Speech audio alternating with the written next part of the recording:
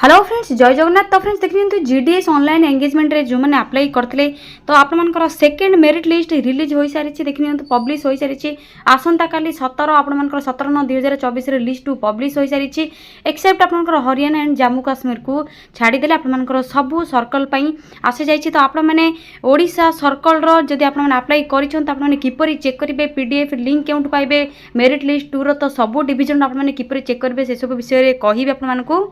तो ये हूँ जीडीएस ऑनलाइन एंगेजमेंट शेड्यूल 2024 जहाँकि Odisha circle list to PDF सबू डिविजन आपंकर जहाँकि कट ऑफ रही केते परसेंट आपंकर पिला सिलेक्शन पाई UR SC ST OBC PWS जहाँ भी आप सब सिलेक्शन पाई पाइपर सब लिस्ट।